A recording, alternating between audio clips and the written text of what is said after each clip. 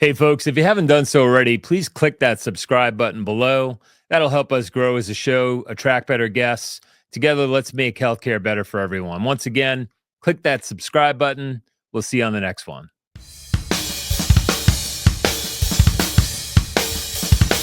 Get ready to take control of your healthcare. Here's your host, Ray Kober. And we're live, ladies and gentlemen. Welcome to Broken Healthcare. My name is Ray Kober. I am your host. And I'm delighted to have with us today the team from The Big Plan, Carey and Batya. Welcome to the big show. Thank you, Ray. Thank you so much for having us. We are very excited to be here. I don't think you're as excited as I am.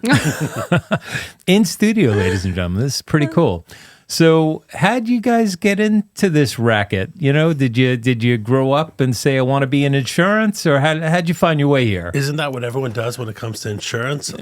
You go to school, you go to elementary school, say, I'm running into the insurance business. Never. I think there's not a person in the insurance business that's not there because they knew someone in there, unless by fluke they were pulled out of college or something happened where they were able to all of a sudden be like, hey, you want to try the insurance business? And we're like, what's insurance? No one knows insurance. So if we go to a local preschool and we get the kids around together in circle time and we ask for a show of hands, what do you want to be when you grow up? You don't think we're going to get any takers on insurance? You absolutely will. Your children, my children, her children, and anyone's children who's in insurance might say, my daddy does this, my mommy does this. And they'll all want to be in insurance. That's Other hilarious. than that, everyone will be like, huh? It's so true. So seriously, how'd you get here? Fluke. Okay. Like most people. Yeah, talk to me. I'm a psych major, can't you tell? Now I'm really worried.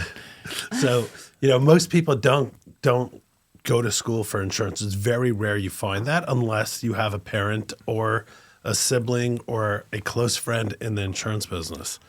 So I was actually in between jobs. This was back in 94, 95. When I got into the business 30 years ago. Wow, 30 years ago, yes. Yeah. Yes, you were much younger than I was. We won't talk ages, but... What do you mean? I've been doing this my whole life. Right, exactly. Yeah. Your whole life. But you weren't born 30 years ago. No, I was not born 30 years ago. No, I was. See? Good. Barely. All right. Just like you, I never thought of insurance. It was not even on my radar. No one thinks of insurance. It was a friend of mine who introduced me to Aflac back in the day. And so in 2001, I was at a transition. I was working as a manager for B&H Photo Video back then. And I was looking for my next thing. 24/6, B&H. Yeah. B&H, Baruch Hashem. Baruch Hashem. Yes. God bless. And so I started on 17th Street when they were, under 200 employees. I was the token goyim. And, they hired me. I was like one of the first. And fast forward, and the company started growing and growing. And, shout out to B&H. They do a phenomenal job. They're really good at what they do.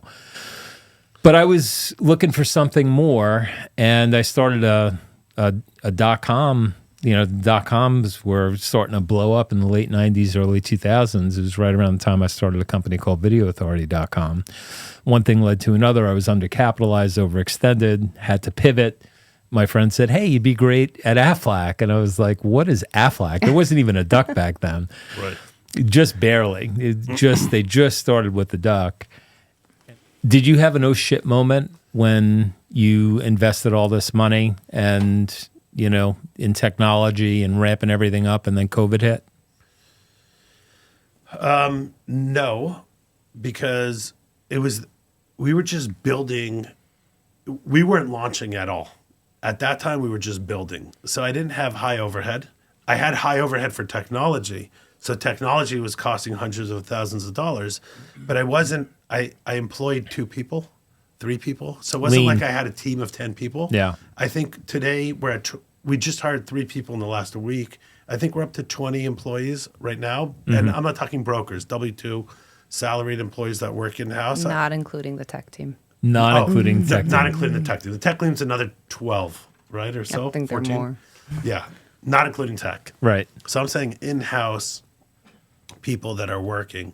So now, the change, what we saw in this past open enrollment for January 1st, 2025, off the charts compared to what Sure. it was the previous year.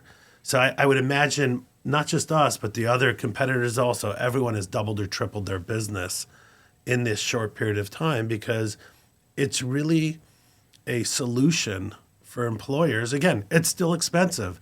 The plans on the exchange are still, in New York especially, it's $600 to $1,400 a single. It depends. It's anywhere between 500, and I think the max we've seen for a single is around 828, and that's the most expensive plan for what we have to do in terms of. You're talking about silver, but I'm saying the platinum plans are $1,400. Oh yeah, the platinum ones. Yeah, I think we've seen rates that high. Right, but again, with ICHRA, just doing a little side tangent, when we're doing any type of calculation against contributions. For the ICHRA side, we're always looking at a lowest cost silver plan. And that's just the guidelines that were set in order to be fair for everyone. And the reason for that being is that it's most closely, in terms of structure, related to the group bronze plan. And there are differences state to state. Correct. With county to county. County to county. OMG. Yes. County to county, different premiums, different rates. And I know costs. that in New York, with our recent enrollment this past year, there were some questions about, and you're going to correct me, on exchange, versus pre-tax, off exchange, post-tax. pre-tax versus post-tax. And employees, needed to know, like, okay, is this plan election going to be put through payroll deduction and cost me 30% less, or am I paying full boat? And maybe you could explain that for anyone listening in New York, how that works. Yeah, for sure. Well, first of all, what we try to do is we at the Big Plan, we try to create as close to a group feel while still being this individual coverage. So we are still handling everything with and through payroll deduction. But to answer your question, post-tax is on the exchange and pre-tax is off the exchange. So the tax incentives are built into the premiums and certain requirements to allow them to be on an on-exchange plan. And off-exchange are the individual policies sold by the carriers directly. So they're allowed to be on a pre-tax basis. In New York on its own, I believe there's only one carrier at this point that offers an off-exchange plan, and that would be Oscar. Got it. Right. Tell us again, Batya, how do people find you? So you can email me at Batya, BATYA, @thebigplan.com, or you can reach us at hello@thebigplan.com. But I'm here for everyone, and I'm happy to even just have a communication piece that you can now give your clients.